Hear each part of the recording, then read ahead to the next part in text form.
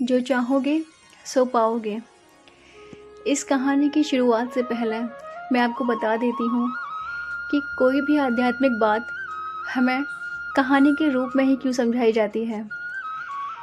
क्योंकि अगर हमें कोई भी आध्यात्मिक बात आध्यात्मिक तरीके से समझाई जाएगी तो वो हमारे सर के ऊपर से चली जाएगी।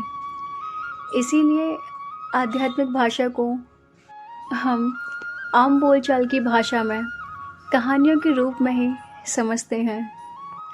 इसका एक और तरीका है, अगर हम आध्यात्मिक तरीके से समझेंगे तो शायद वो हमें कुछ ही घंटे याद रहे या 1-2 दिन बाद भूल जाएं।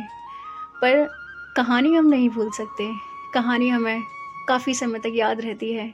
इसीलिए आपने शायद नोटिस किया हो कि कोई भी महापुरुष व्यासपीठ पर ज़्यादा से ज़्यादा एग्ज़ाम्पल देकर या कहानियों के माध्यम से ही अपनी वार्ता को हम सब तक पहुंचाते हैं।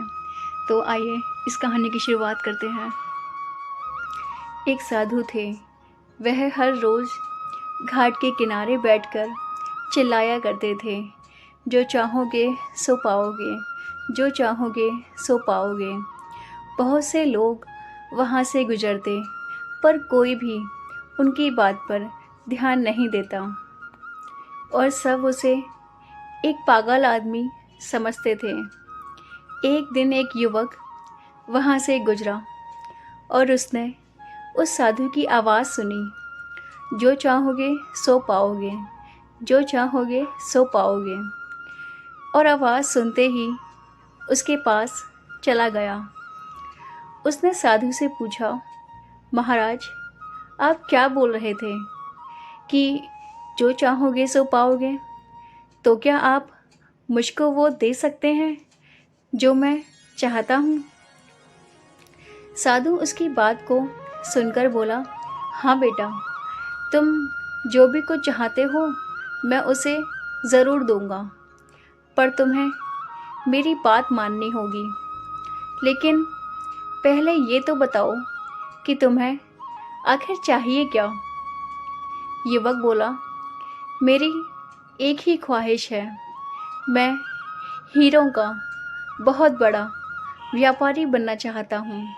साधु बोला, कोई बात नहीं, मैं तुम्हें एक हीरा और एक मोती देता हूँ, जिससे तुम जितने भी हीरे मोती बनाना चाहोगे बना पाओगे।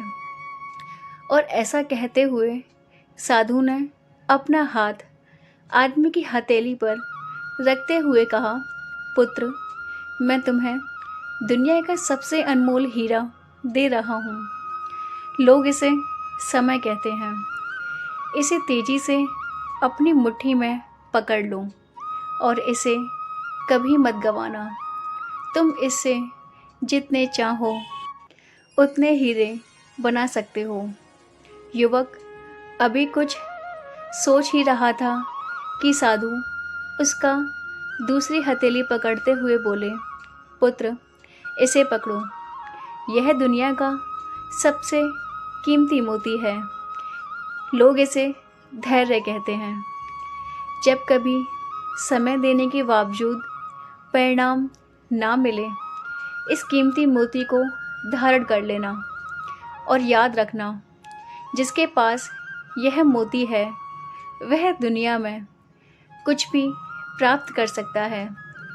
युवक गंभीरता से साधु की बातों पर विचार करता है और निश्चय करता है कि आज से वह कभी अपना समय बर्बाद नहीं करेगा और अपना धैर्य से काम लेगा।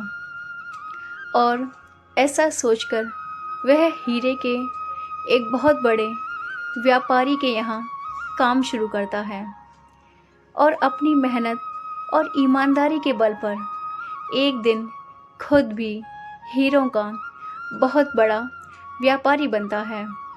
समय और धैर्य, वह 2 हीरे मोती हैं जिसके बल पर हम बड़े से बड़ा लक्ष्य प्राप्त कर सकते हैं। अतः ज़रूरी है कि हम अपने कीमती समय को बर्बाद ना करें और अपनी मंजिल तक पहुंचने के लिए धैर्य से काम लें। Thank you so much for watching this video.